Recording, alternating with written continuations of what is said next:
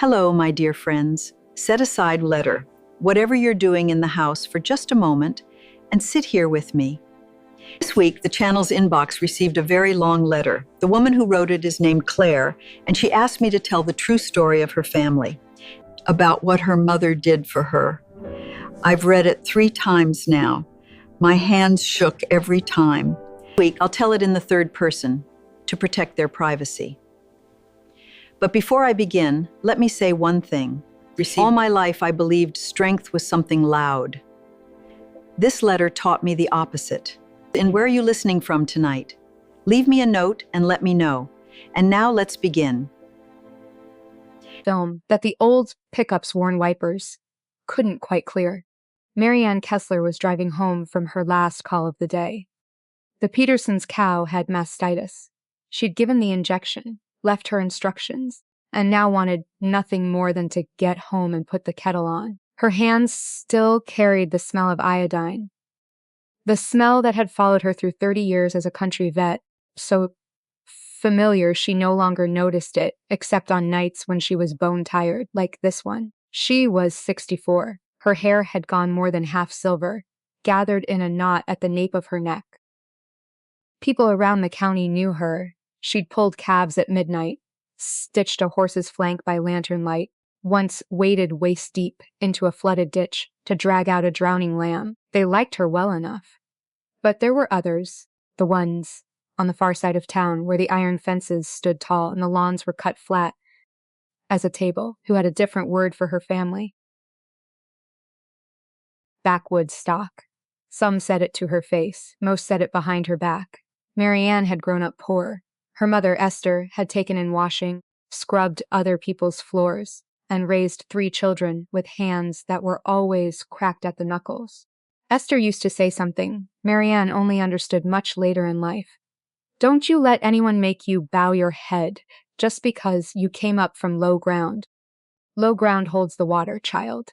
Everything that grows out of it.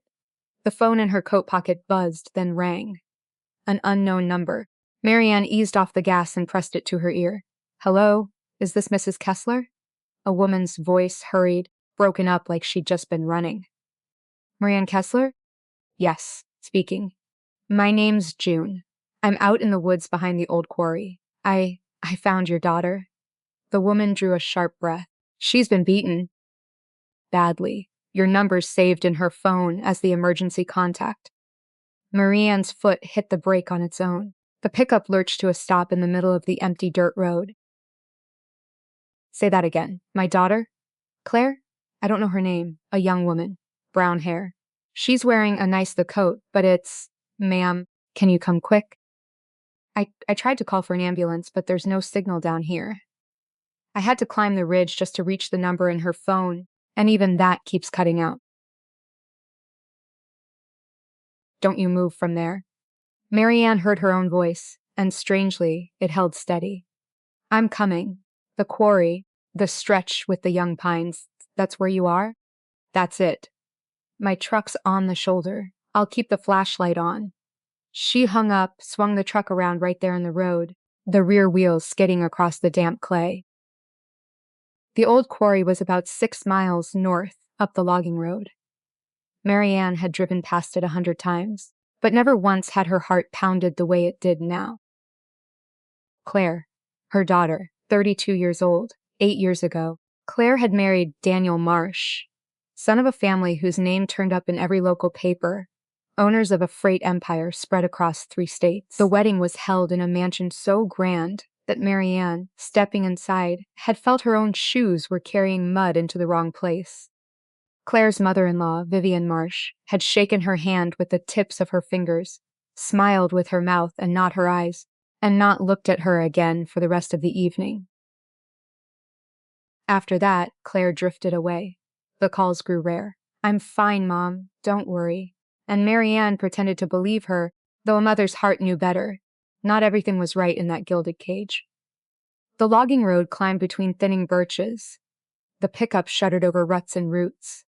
She could barely hold the wheel straight, but she didn't slow down. One thought turned over and over in her head. Just hold on, baby girl. Just hold on. Around the last bend, the quarry opened up. an abandoned sand pit overgrown with scrub pine.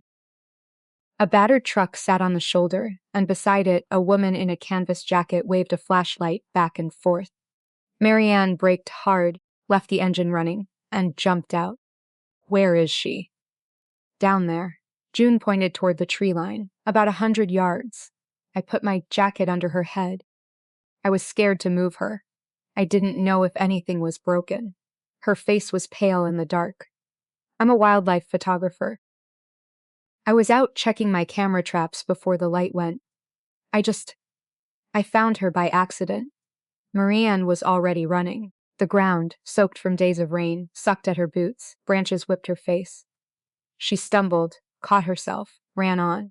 Then she saw it, something pale between the trunks. At first she didn't recognize her own child. Claire's hair was matted with blood and dirt, her face swollen, one eye nearly shut.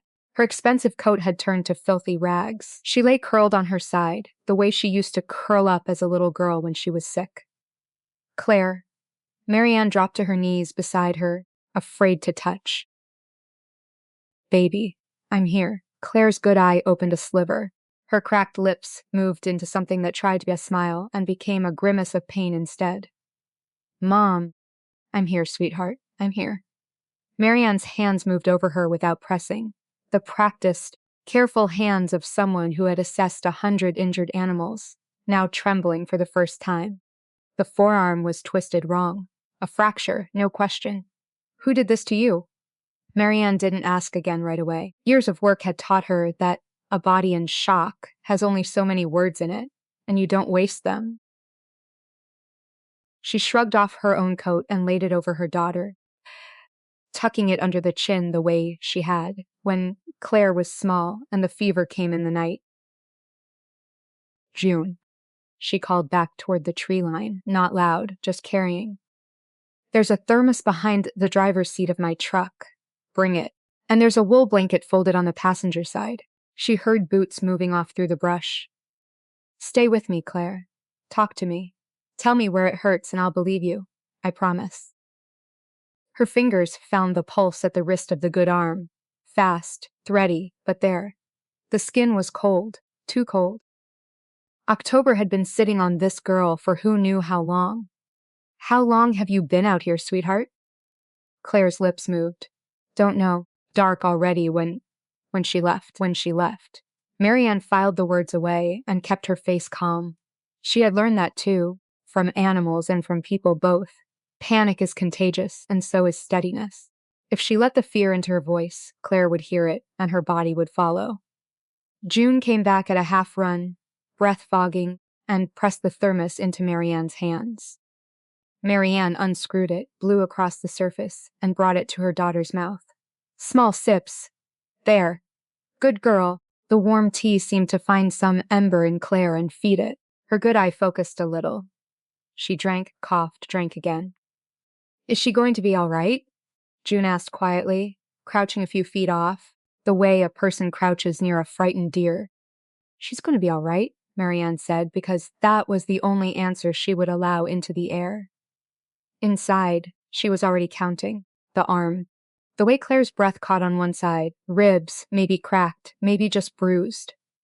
The swelling above the eye, the temperature, and underneath all of it now, a number that changed everything. 12 weeks, though she didn't know that yet. That was still a few seconds away. She looked at June properly for the first time. A weathered face, late 40s, honest in the plain way of people who spend their days alone, outdoors. There was a camera bag slung across her chest, the strap worn pale. You said you tried to call an ambulance. Couldn't get through. No bars down in the cut. I got 2 minutes on the ridge, enough to reach the number in her phone, and then it dropped. June glanced toward her own truck. I can try again. Drive back up to where the signal is. Marianne almost said yes. Every instinct of 30 years, every protocol, every reflex said, get her to a hospital, get her warm, get her scanned. That was the right thing. That was what a person did. But she was looking at her daughter's face, and at the words still hanging in the cold between them. Vivienne, a name with a wing of the county hospital behind it. a name on the board of the Regional Medical Foundation. A name that, when Marianne let herself think it through, reached a great deal further than this dark patch of woods. "Wait," she said. "Not yet." June looked at her, not understanding. "Just wait 1 minute." Marianne turned back to her daughter. "Claire, I need you to tell me. Who did this to you?" And that was when Claire told her. The whisper. The name, the hand pressed flat to her own belly, and the number that turned the ground to water under Marianne Kessler's knees. 12 weeks. "I'm pregnant." For one long breath, Marianne could not move. She had delivered hundreds of lives into the world, slick and bawling, in barns and fields and the back seats of cars. She knew exactly what 12 weeks meant. She knew what cold and shock and a beating meant on top of it. Then something in her went very quiet and very clear. The stillness her mother used to have. The stillness of low ground that holds the water. "All right," she said softly. "All right, baby. Listen to me now. We're going to get you up, and we're going to get you warm, and I am not going to let anyone touch you that I haven't looked in the eye first. Do you understand me?" Claire's good eye filled. She nodded. Marianne looked up at June. "I'm a vet, 30 years. I can keep her stable, but I'm not taking her to the county hospital, and I'll explain why on the way. Only I need you to trust me for the next 10 minutes. She paused. "Can you help me carry her to my truck?" June held her gaze for a moment. Whatever she saw there, she decided to believe it. "Tell me how," she said. Claire swallowed. It seemed to cost her everything. She wet her split lip and got the words out in a whisper. So faint, Marianne had to lean close. "Vivienne." For a moment, the woods went silent. "Your mother-in-law?" Claire's chin moved, the smallest nod, she said. A breath. She said my blood was common, that I was dragging their name through the mud. Her hand crept across the cold ground and found her mother's. "Mom, there's something else." "What is it, baby?" Claire pressed that broken hand flat against her own stomach. "I'm 12 weeks along," she whispered. "I'm pregnant." They got her into the cab of the pickup between them. Slow and careful, Claire biting down on a cry each time the broken arm shifted against the seat. Marianne belted her in, folded the wool blanket around her shoulders, and turned the heater up as high as it would go. The old vents wheezed and then breathed warm. "You're not driving her home?" June asked through the open window, her breath fogging in the cold. No. Marianne had already made the call in her head, somewhere back on her knees, in the wet leaves.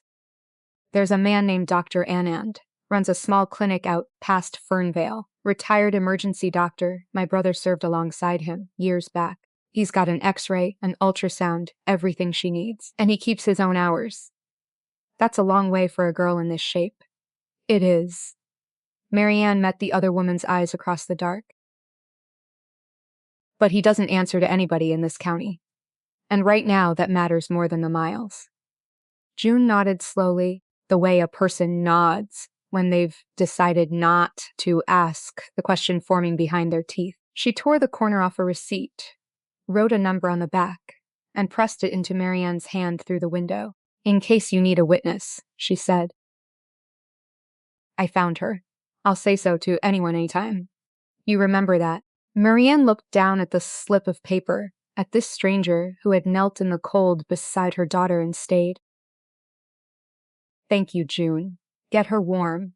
June stepped back and slapped the door panel twice, like sending off a horse. "Go on now." The drive to Fernvale took the better part of an hour. Marianne kept one hand on the wheel and the other resting on her daughter's knee, and she talked the whole way. About nothing at all. About the Petersons' cow and her swollen udder. About the apples she'd bought at the market that she'd meant to turn into jam. About the way the frost would take the last of the tomatoes this week. Anything to keep Claire's good eye open and her mind inside the warm cab and not back in those woods with a wrench coming down. Twice Claire drifted, and twice Marianne squeezed her knee and said her name until the eye opened again. "Doctor." Anand met them at the side door in his shirt sleeves, gray hair cropped close to a deeply lined face, A man plainly called out of bed and plainly untroubled by it. He asked exactly 3 questions, and all 3 were medical. How long unconscious? Any blood she's coughed?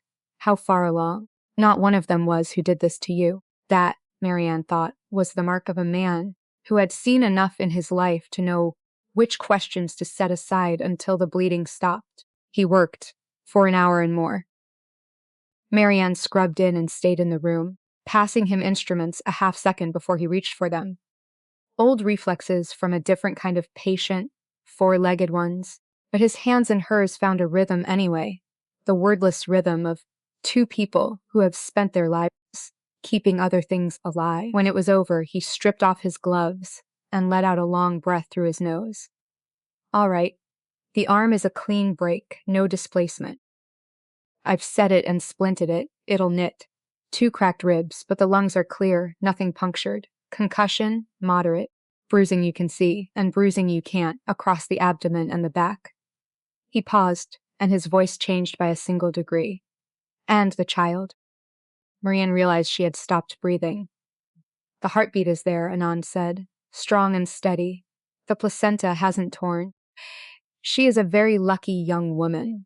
Luckier than she has any right to be, considering the state someone left her in. He set the chart down on the steel tray. Now, are you going to tell me who put her here? Because I'll tell you what I told no one in 30 years of trauma rooms unless they asked. Those were not the blows of a robbery, or a stranger, or a fall. They were placed. Whoever did this knew how to cause the most harm and still stop short of the end. In the next room, Claire had slipped into a shallow, drugged sleep. Marianne sat down on a hard plastic chair, the first time she had sat in what felt like a year, and she told him. Not everything, because she didn't yet have everything. But she gave him the shape of it, a mother-in-law, a foundation, a girl who saw too much. Anand listened without once interrupting. When she finished, he was quiet for a moment, turning a pen over in his fingers.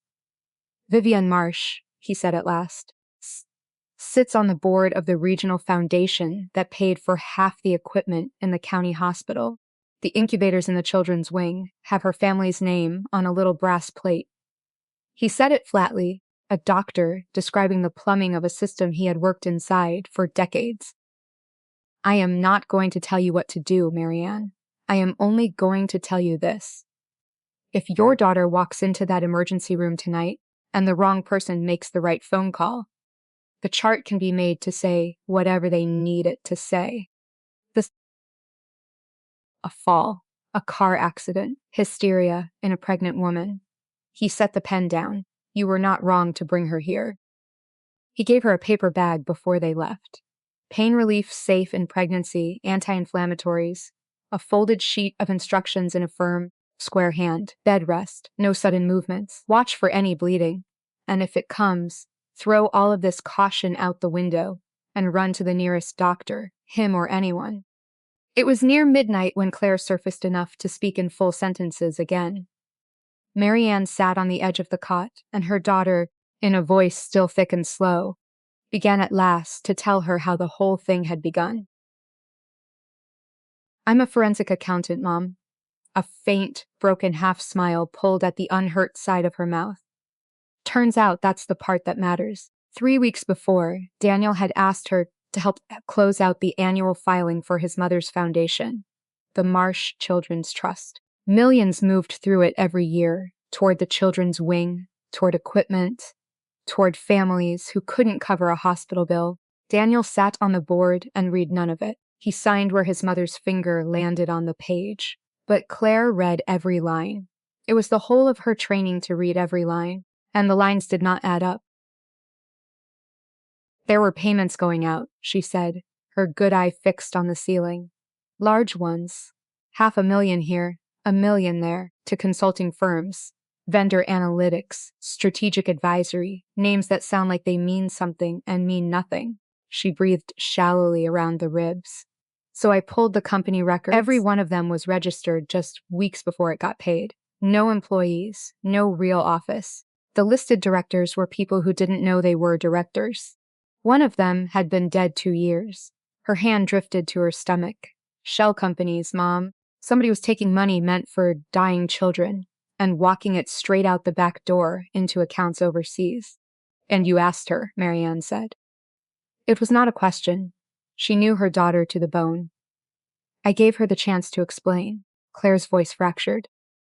Because she's family. Because I thought, surely there's a reason, surely I'm missing something.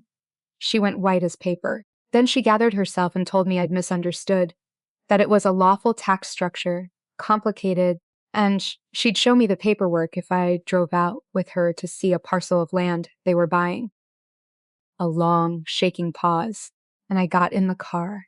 Marianne held her daughter's good hand between both of hers and said nothing, because every word that rose in her was a blade, and none of them belonged in this room tonight. She knew about the baby. The whisper was barely there now. I told her in the car. I thought it would stop her. I thought, she's going to be this child's grandmother. She laughed. Mom, she said a child carrying my blood would only stain their name a little deeper. The tears slid sideways into the pillow, silent. She had a wrench from the trunk. She'd have finished it. But her phone rang, and she got distracted, and then she just got back in the car and drove off and left me for the cold to do what she didn't have time to.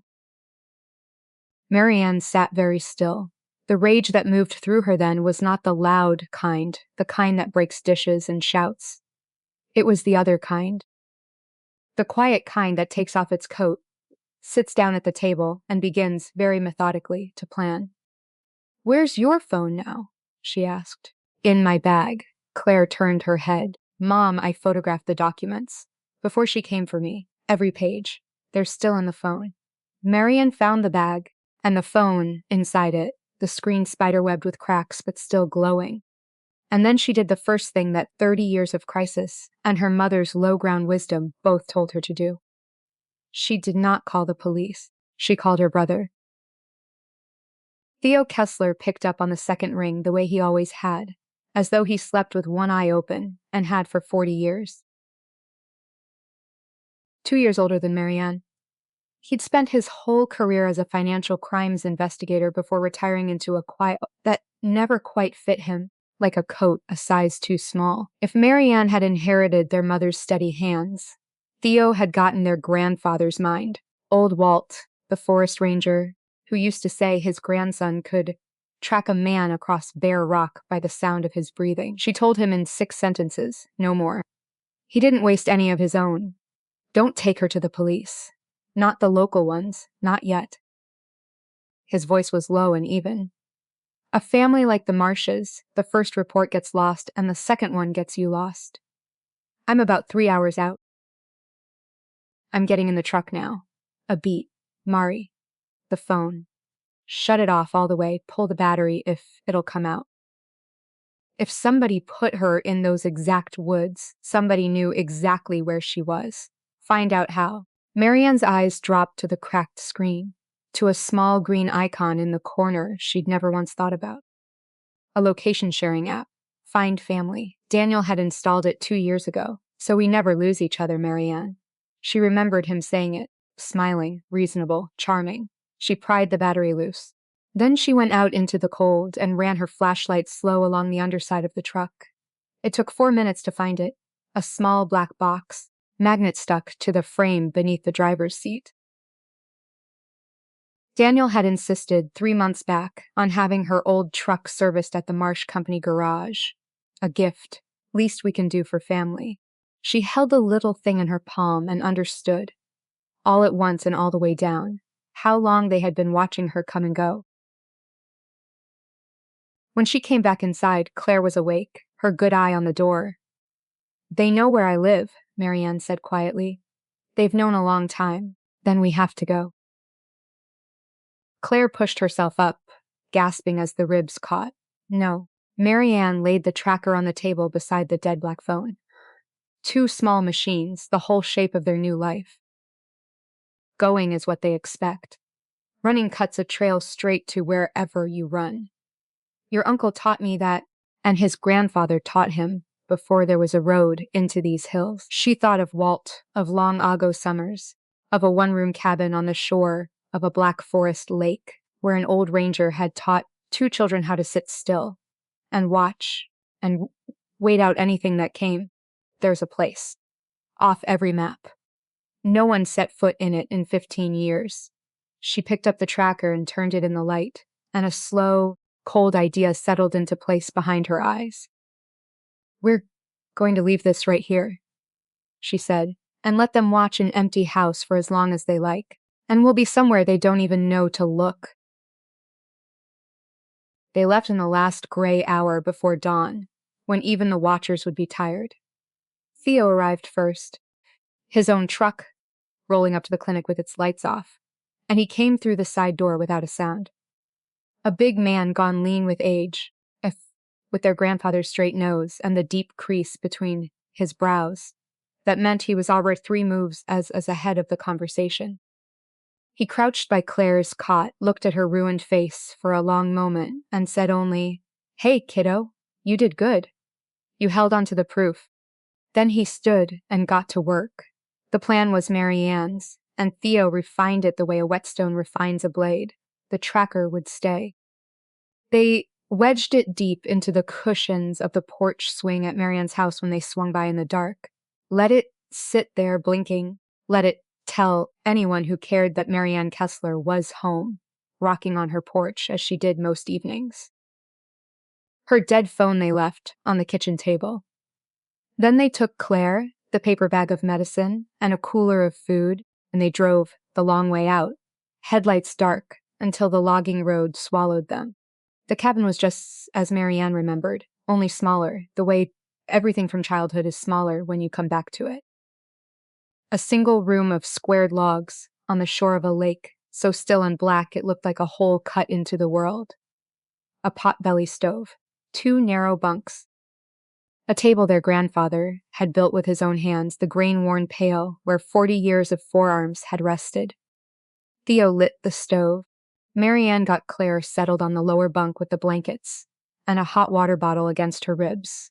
And within the hour, the cabin smelled of wood smoke and old pine, and it was, against all sense, almost peaceful. "Now," Theo said, when Claire had drifted off. He set a laptop on the old table and did not connect it to anything. "Show me the photographs." Marianne brought him the cracked phone battery back in, airplane mode on. Theo had been very particular about that. He scrolled through Claire's pictures slowly, page after page of accounting filings, payment orders, contracts, the camera held at a slight angle to catch the light. The work of someone documenting in a hurry, but documenting right. "She's good," he murmured, almost to himself. She knew exactly what to grab. He tapped a figure. "Look, same vendor, 3 payments, 3 different bank routing numbers in 18 months. Nobody legitimate restructures their banking 3 times in a year and a half. That's somebody moving money and covering the seams." "Can you prove it?" Marianne asked. "Trace where it went." Theo sat back and rubbed his eyes, and when he answered, he didn't flatter her with an easy yes. "Not fast, and maybe not all the way. That's the truth, Mari. This is the kind of thing a federal team works for 2 years, with subpoenas I don't have anymore. Shell companies behind shell companies, money offshore." He gestured at the screen. "What Claire's got here is real, and it's damning, and a stranger, looking at it, would smell the rot in 5 minutes. But damning and provable in a courtroom against a family with a war chest are 2 different animals. They'll say she forged it. They'll say she misread it. They'll say a bitter, jealous, nobody marrying up invented the whole thing to extort them." He looked at her. "We're not going to win this by playing their game on their field." "Then how?" "By finding the one thing they can't explain away." He pulled a battered notebook from his jacket, "and by finding the people they've already hurt." "There are always people they've already hurt." It took him 2 days. He drove out twice to a payphone in a town 40 miles off. He wouldn't trust even the burner phones near anything that mattered. And he came back the second time with that crease between his brows gone tight and deep. "Found a woman named Ruth Calloway," he said, sitting heavily by the stove. Used to be the staff accountant at the foundation. Quiet little thing, by all accounts. 2 years ago, she started asking the same questions Claire asked. About the consulting fees. About the vendors that didn't seem to exist. He warmed his hands at the iron door. 6 weeks later, she was let go. Restructuring. She got a generous severance and a stack of papers to sign that said she'd never say a word about anything she saw inside that office.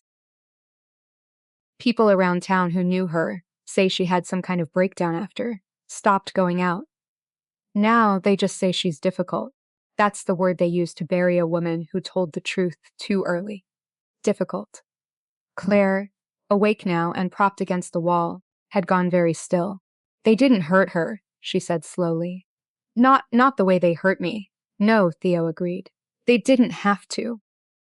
They just made sure that if she ever opened her mouth, she'd sound crazy and broke and bitter. That's how people like the Marshes do it most of the time, kiddo. The wrench is the exception.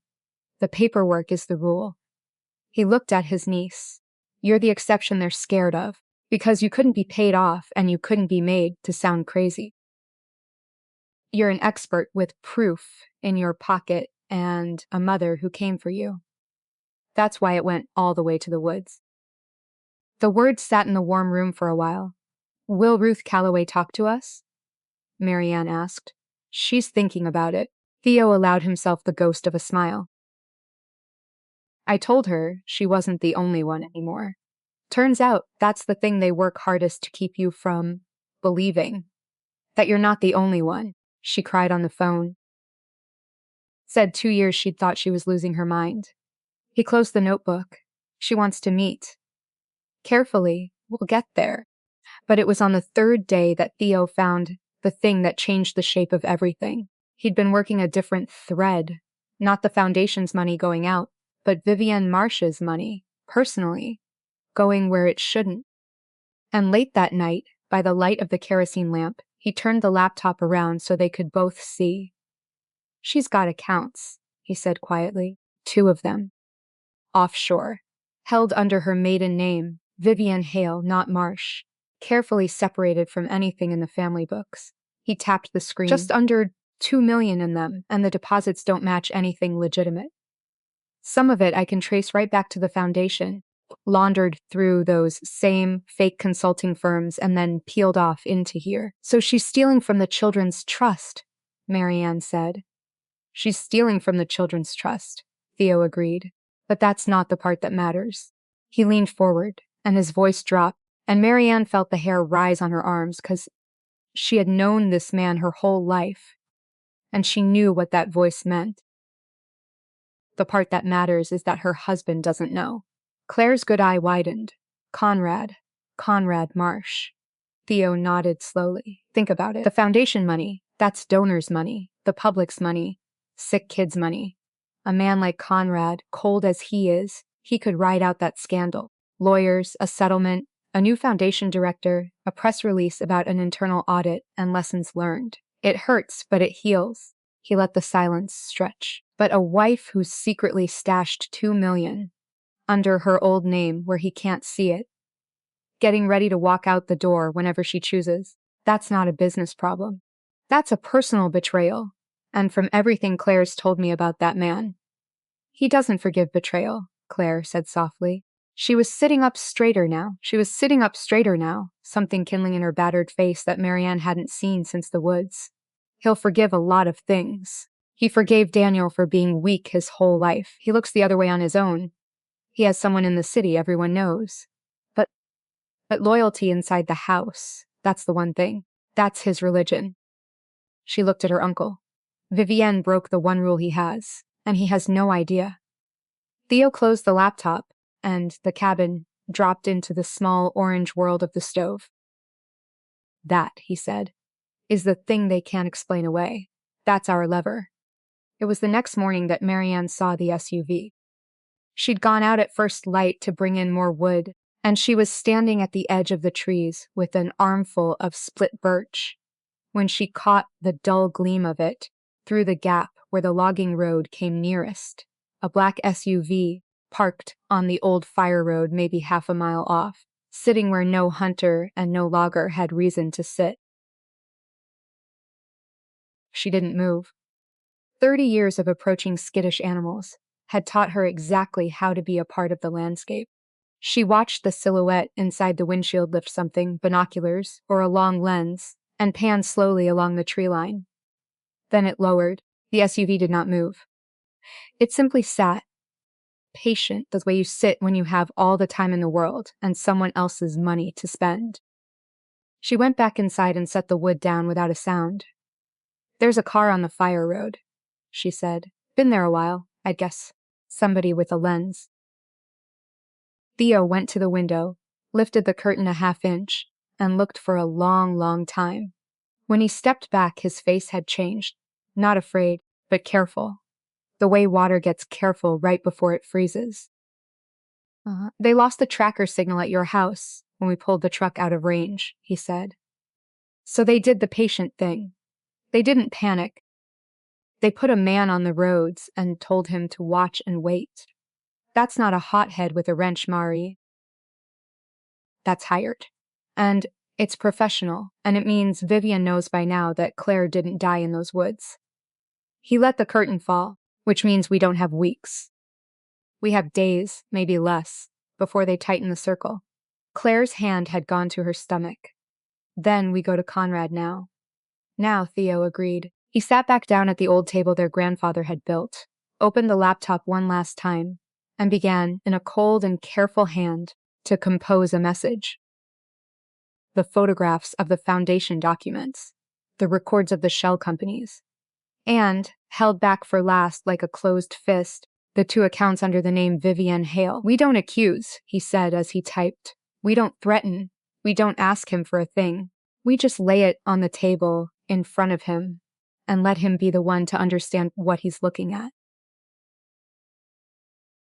He glanced up at his sister, and for a moment he looked exactly like the boy who had sat beside her on a cabin floor 40 years ago, while an old ranger taught them that the patient hunter never has to chase. A public place. Daylight. Somewhere he can't make a scene and we can see his hands. I'm thinking the old clubhouse down at the shipping wharf. It's his world. He'll feel safe enough to come, and it's open enough that we'll be safe enough to sit. He hit send. Outside, on the fire road, the black SUV waited. And inside the small warm cabin, the 3 of them sat very still, the way Walt had taught them, and waited too. For the most powerful man any of them had ever dared to corner to read the words that would either save Claire's life or end whatever chance they had left. The reply came 40 minutes later. 4 words. Name the time. Alone. Theo read it twice, then he almost smiled. "He's coming," he said, "and he's already lying about the alone part. Same as we are." He closed the laptop. "Get some rest, both of you. Tomorrow we go meet Conrad Marsh." They left Claire at the cabin. She fought it, pushed herself upright, swung her legs off the bunk, insisted in a voice gone hoarse that it was her fight, and she would sit at that table herself. Marianne let her get all the way to her feet before she answered, gently, with both hands on her daughter's shoulders. "It is your fight," she said. "And your job in it, right now, is to keep that baby alive while your uncle and I do the part that doesn't need you in a room with those people again. You've already done the hard part, Claire. You saw it. You photographed it. You survived it." She eased her back down. "Let me carry it the rest of the way." Theo left one of the burner phones and the old pistol. Their grandfather's, the only thing of real weight Walt had left them besides his patience. "Anyone comes up that road who isn't us," he told Claire, "you don't open the door to ask who it is. You understand me?" She nodded. She understood. The wharf was an hour and a half south, where the river widened toward the bay, and the Marsh freight terminals stood in long gray rows. The clubhouse sat among them, a low brick building from another century, all dark wood and brass inside, the kind of room where deals worth more than 3 counties had been made over coffee that nobody finished. Theo had chosen it for exactly the reasons he'd said. Conrad would feel safe there, on his own ground, surrounded by his own world. And a man who feels safe doesn't reach for a lawyer in the first 5 minutes. They arrived 15 minutes early. Theo had people there before that, 3 of them, men he'd worked beside in another life. 1 at the bar nursing a coffee, 2 at a corner table with a chessboard between them that neither was really playing. Not muscle, he'd said in the truck. Witnesses. The most dangerous thing in the world to a man who relies on silence is a room full of people who'll remember. He touched his ear, where a small flesh-colored bud sat. If I say the word anchor, we leave. Right then, no questions. If I say high tide, they close in. Otherwise, they're just 3 fellows having a slow morning. Conrad Marsh was already there. Marianne knew him the instant she stepped inside. Tall, silver at the temples, a face cut from the same cold stone she'd shaken hands with at her daughter's wedding 8 years ago. He sat alone at a table near the window, a cup of coffee untouched in front of him. 2 men, 2 tables over who were trying and failing to look like strangers. His hands were folded. Only the white at his knuckles gave anything away. Theo went first. Marianne watched her brother cross the room with the unhurried walk of a man who has decided not to be afraid. Watched Conrad's whole body tighten as the stranger pulled out the chair across from him and sat. Theo said something low. Marianne gave it a slow count of 30, and then she walked over and sat down beside her brother. "Mr. Marsh," she said, "thank you for coming." Conrad looked at her. His eyes were the gray of a winter sky, and there was nothing in them. Not hostility, not warmth, only a cold and ceaseless calculation. A man pricing everything in the room, including her. "You claim my wife tried to kill your daughter," he said, with no preamble at all. "That's a serious thing to say about a serious person. You'd want proof if you were saying it to me. So, show me what you think you have, and let's not waste each other's morning." Marianne did not flinch. She reached into the leather case Theo had given her and laid the first photographs on the dark wood between them. Claire in the woods. Claire on the clinic cot. The swollen face, the splinted arm, the bruising that ringed her body like something had wanted to be thorough. "This is my daughter," she said. "Your daughter-in-law. She is carrying your grandchild." Something moved in Conrad's face when he saw the photographs, a flinch, quickly mastered, the muscle in his jaw rising and settling. He looked at them for longer than he needed to. "This is terrible," he said. His voice was even. "It is genuinely terrible, and I am sorry to see it. But a beaten woman is not proof of who beat her. Women fall. Women are robbed. Husbands," he paused, "are not always kind. Why should I believe it was Vivienne?" Theo set a small recorder on the table and pressed it. Claire's voice came out of it, thin and broken, but clear enough. "Recorded that first night at the clinic, when she could barely speak. She drove me out to the land. She said she'd show me. When we got out, she hit me with something from the trunk. She kept saying my blood was common, that I wasn't fit to be in their family." Conrad listened without moving. His face stayed a mask. But Marianne had spent 30 years reading creatures that couldn't speak, and she watched the cost of that stillness gather in the cords of his neck. "A frightened woman, drugged, in pain, says a name," he said when it stopped. "A defense lawyer would take that recording apart in an afternoon. What is the motive, Mrs. Kessler? Vivienne is exacting. She is proud. She is not, in my experience, a woman who picks up a wrench. Give me a reason the most respected name in this county would do something so stupid." So Marianne gave him the second folder. She opened it and laid it out the way Theo had drilled her, not all at once, but page by page, naming each one. The foundation filings. The consulting payments, $500,000, $1 million, flowing out. The company records, registered weeks before payment, no staff, no address, directors who were dead or didn't know their own names. The pattern laid bare that her daughter, the forensic accountant, had seen in an afternoon and could not unsee. "Your wife has been taking money out of the Marsh Children's Trust for years," Marianne said quietly, "through firms that exist only on paper. My daughter found it by accident. Doing the filing your son was too lazy to read. She asked Vivienne one honest question, and 4 days later I pulled her out of the woods. Conrad opened the second folder himself now, no longer waiting to be shown. He went through it slowly, and Marianne saw it. The faint tremor that came into his fingers as he turned the pages, the first crack in 30 feet of granite. He was a man who understood money the way she understood a failing heartbeat. He did not need it explained. He could read the rot for himself. This could be fabricated, he said. But the words had lost something. They came out by habit, not conviction. It could be, Theo said, speaking for the first time in minutes, his voice mild as milk. So verify it. So verify it. You've got people who can pull those same company records before lunch. We're not asking you to take our word, Mr. Marsh. We're asking you to look. He spread his hands. We didn't come here to extort you. We haven't asked you for $1, have we? Conrad looked up. No, he admitted slowly. You haven't. His gray eyes narrowed, and Marianne saw the calculation turn over, saw the old instinct in him wake. No demand means there's a worse card still in the deck. Which tells me you have something else. You wouldn't have dared this meeting otherwise. So, he closed the folder and set both hands flat on it. Show me the rest. Theo and Marianne exchanged the briefest look. Then Theo reached into the case and laid down the third folder. He didn't open it. He let Conrad do that. Your wife keeps 2 accounts offshore, Theo said as the older man's hands worked the cover. Held under the name Vivienne Hale. Just under $2 million. Some of it traces straight back out of the foundation, washed through the same fake firms and dropped in there, where the family books can't see it, where you can't see it. A pause. She's been building herself a door, Mr. Marsh, and she's been building it for years. The clubhouse was very quiet.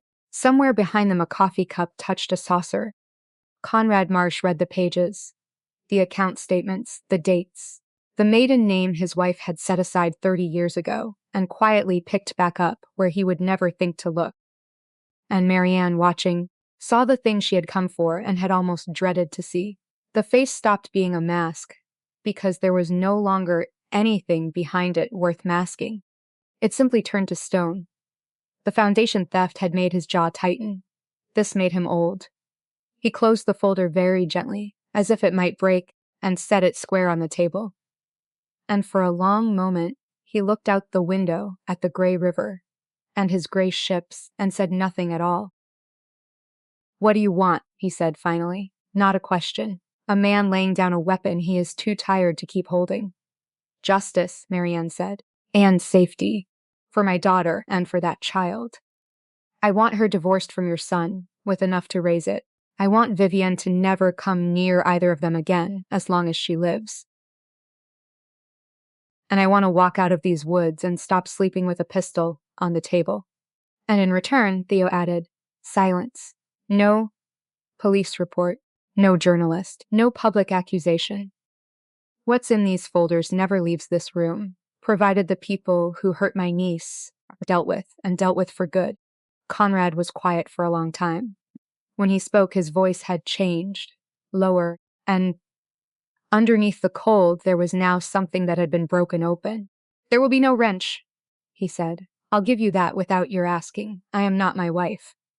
His hand rested on the third folder. But understand me. I won't hand this to a county prosecutor. She had to dinner last spring and watch it disappear, and neither do you want that.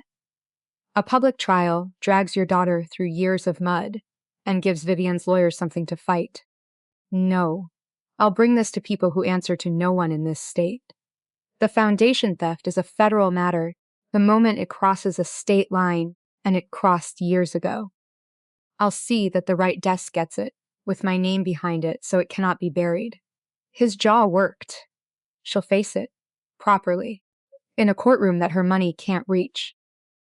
And she will be removed from that foundation, and every dollar that can be returned to those children will be returned, if I have to pay it myself. And the accounts? Theo asked. Under Hale? Something terrible and quiet passed over Conrad Marsh's face. Those, he said. I'll deal with myself. He stood. The 2 men, 2 tables over rose with him. and across the room one of Theo's people set down a coffee cup, and for one held breath the clubhouse balanced on the edge of something. Then Conrad Marsh extended his hand across the table to the country vet who had cornered him in his own world. "Is my grandchild safe right now?" he asked. "Yes," Marianne said and took his hand. "And staying that way. Good." He held her grip a moment longer than courtesy. "Tell no one we met. Keep her hidden 3 more days. Don't use a phone you care about." He released her. "I'll contact you when it's done. When Vivian is no longer a danger to anyone you love." He turned and walked out into the gray morning, his men behind him, and through the window Marianne watched him stop on the wharf. Just for a second, a tall man looking at the water, before he straightened and was gone. Theo let out a breath he seemed to have been holding for an hour. 3 days, he said quietly. "Let's go tell Claire it's working." Conrad Marsh was a man of his word. But a man's word, Marianne learned that week, does not move at the speed of a mother's fear. He had said 3 days. It became 5, and they were the longest 5 days of her life. 5 days in the cabin with the stove and the black lake and her daughter's slow, careful breathing. 5 days of jumping at every branch that cracked under the weight of frost. She cooked because cooking gave her hands something to do. She split wood she didn't need. She stood at the window in the blue hour before dawn and watched the fire road, waiting for headlights that didn't come. The black SUV was the first thing to change. On the second morning, it was simply gone. Marianne went out for wood and found the fire road empty, the patch of crushed grass where it had sat the only proof it had ever been there at all. And she stood looking at that empty patch for a long time, not trusting it, the way you don't trust a quiet you haven't earned. "It means he's started," Theo said when she told him. Pulling the watcher off the road is the first thing Conrad would do, if he meant to keep his word. You don't call off a hunt unless you've decided the hunt is over. But he checked the pistol anyway, and he kept it close, because Theo had learned long ago that hope and caution are not enemies. They are partners, and the man who lets go of one usually loses the other soon after. On the 4th day, he drove the 40 miles to the payphone and came back with the shape of it. Vivian had been removed from the foundation. The public announcement said stepping down for reasons of health, which, Theo noted dryly, was what they always said when the real reason couldn't be printed. The federal referral was real. Conrad had put his own name on it, exactly as he'd promised, so it could not be quietly slid into a drawer and forgotten. Money was already being pulled back into the children's trust, dollar by traceable dollar. He didn't flinch, Theo said, almost wondering at it. I half expected a man like that to find a softer landing for her at the last minute. Family is family. But he didn't. He put his name where it cost him. Because she broke the one rule, Claire said quietly from the bunk. She was sitting up now, a blanket around her shoulders. The bruising on her face faded from black to the sick yellow-green of healing. Everyone thinks the foundation is what undid her. It wasn't. It was the accounts under her own name, the door she built to leave him through. She looked at the fire. He could forgive her stealing from strangers. He could never forgive her planning to leave.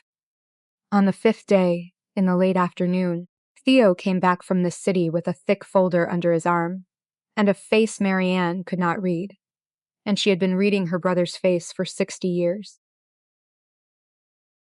He set the folder on the old table their great-grandfather had built. He did not sit down right away. It's done, or nearly, he said. Divorce papers are drawn. The settlement's generous, more than generous. Enough for Claire and the baby for a long, long time. Vivian's been told privately what's coming, and she's not running. She's facing it. Conrad saw to that. He pulled out a chair at last and lowered himself into it, like a man much older than he'd been that morning. By every measure that matters, Claire, you won. You're safe. The baby's safe. The woman who did this is going to answer for it in a room her money can't reach. Claire let out a breath that seemed to come from somewhere very deep. She reached for the divorce papers and held them in her lap without opening them, the way you hold something you've wanted so long you're almost afraid to look at it.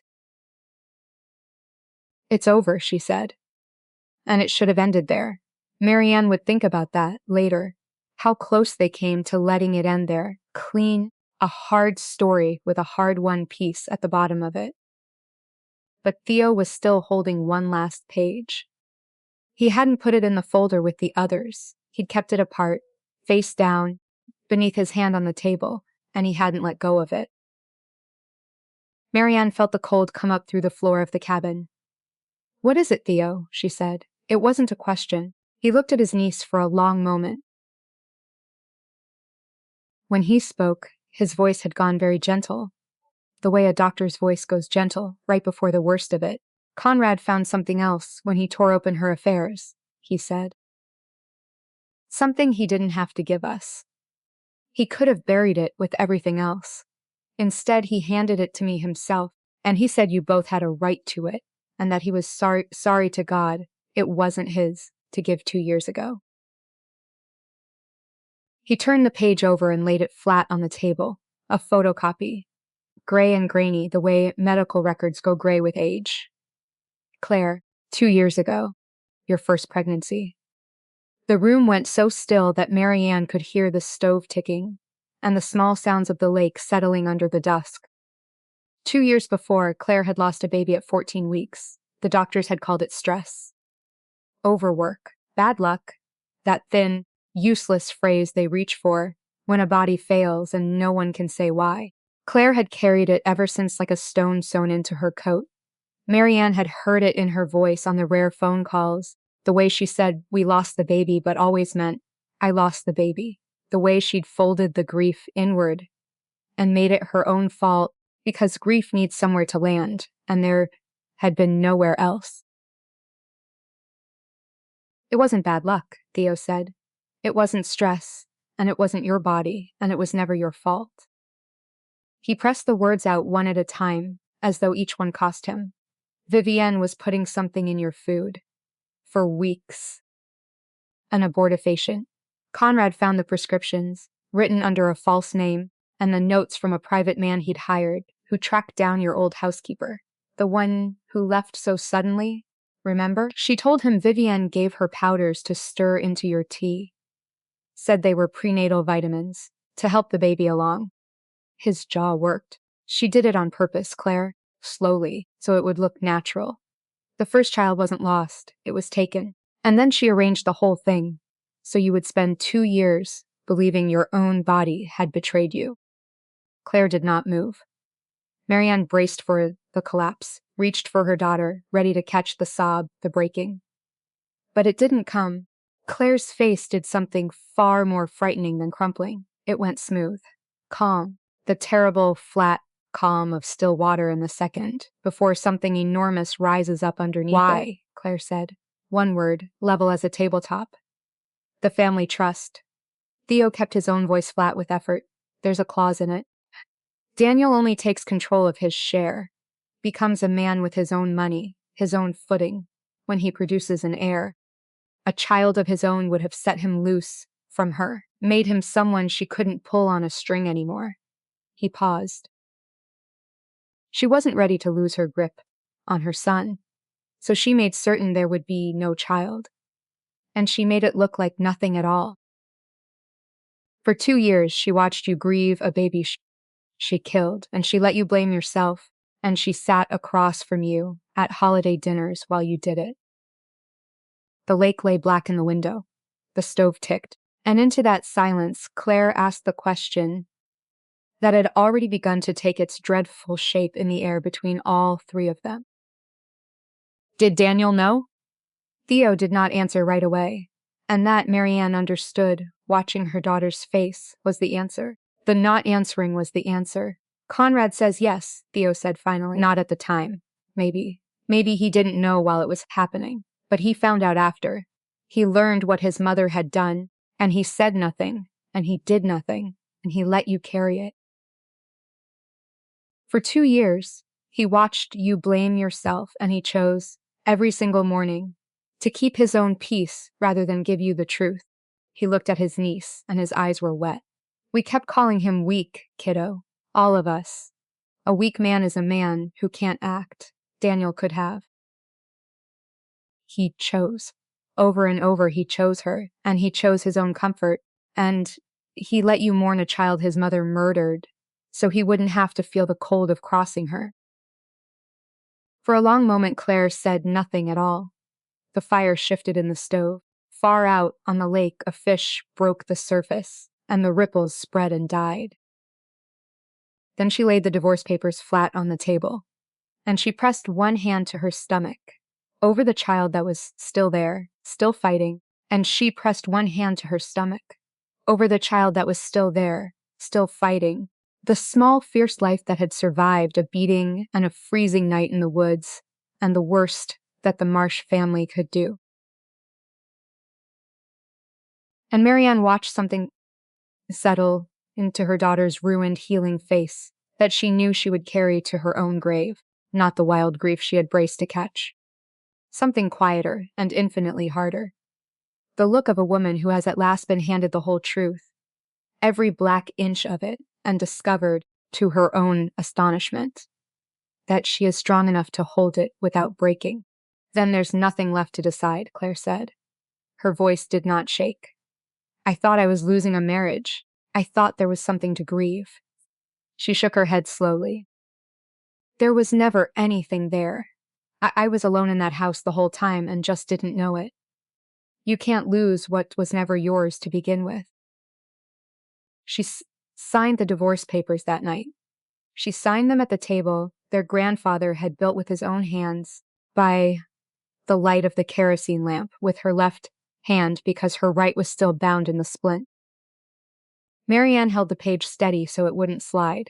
The pen moved slowly, and then it was done, and Claire set it down and looked at her signature for a moment, and then she looked up at her mother and her uncle with dry eyes. It was the strongest Marianne had ever seen her daughter. She had to go outside afterward into the cold so that Claire would not see her weep. They came home the following week, when Dr. Anand pronounced it safe to move her. Home was not the old farmhouse anymore. Conrad had arranged a place, a quiet 2-story house at the edge of a town called Pine Hollow, 10 miles from anything, with clean air, and a garden run wild, and a porch that caught the evening light.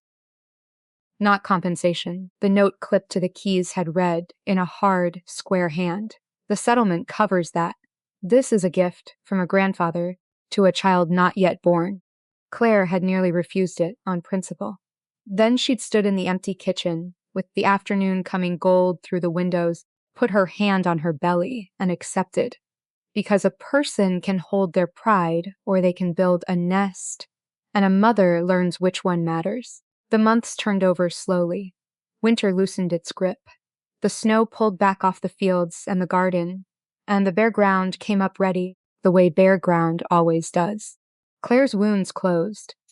The ones on the outside first, the broken arm knitting straight, the ribs ceasing to catch when she laughed. The other wounds healed slower, the way they do. Some nights she woke crying, and Marianne would cross the hall and sit on the edge of the bed and stroke her daughter's hair the way she had.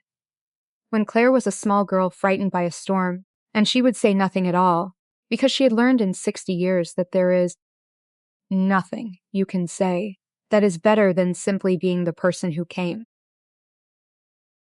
But more and more, in the good hours, Claire spent her time with both hands on the rounding curve of her belly, talking to the child, reading to it, playing it music in the lamplit evenings. Those were the only hours when the shadow of the woods left her face entirely. Daniel came once. It was a bright, mild morning, in early spring when his car turned up the gravel drive, the garden just beginning to green at the edges. Claire was on the porch with a glass of cold tea sweating in her hand. Marianne stood and moved, without quite deciding to, into the space between him and the door. "I want to see the child," Daniel said. He stopped a few steps from the porch. "My father told me I have a daughter coming." Claire set down her glass. She looked at him for a long, level moment, and when she spoke, her voice was so calm it was almost kind, and that was the most frightening thing of all. A father, she said, protects his children. You knew what your mother did to our first one. You found out, and you let me believe it was my body, my fault, my failure, for 2 years, Daniel. You sat across the table from me while I cried, and you said nothing. She didn't raise her voice. Not once. You don't have a daughter. This child has no father. And she will be better, all her life, for never knowing what kind of man that means. He said he had changed. He said he'd stopped speaking to his mother, that he was seeing a therapist twice a week, that he'd been in the dark his whole life, and was only now learning to stand in his own light. He said he wanted to fix it. Claire heard him all the way out. She didn't interrupt, didn't flinch, didn't soften. Then she shook her head slowly, and there was no anger left in her at all. Only a great and final tiredness, the tiredness of a woman setting down a weight she has carried too far. No, she said. Too late. There's too much under the bridge, and most of it I can't ever forgive. And the parts I might forgive I still can't trust. I won't hand my daughter to a man who already taught me, once, exactly what his kind of love costs when the bill comes due. She stepped back toward the door. Go home, Daniel. He stood a moment, with his fists slowly opening and closing at his sides. For one breath, Marianne tensed, ready for anything. But then his shoulders simply fell, and he nodded, once accepting it, and he turned and got back in his car and drove away. Claire watched the dust rise and settle on the empty road with an expression that held no love and no hate, only the strange, clean stillness of a person who has finally set the heaviest thing down and found she can stand up straighter without it. Conrad kept coming, once every 2 weeks, always announced, never staying long. He never tried to direct anything, never offered an opinion he wasn't asked for. He simply sat near the crib that was waiting in the corner and looked at it the way a man looks at the one good thing he has left in the world to do.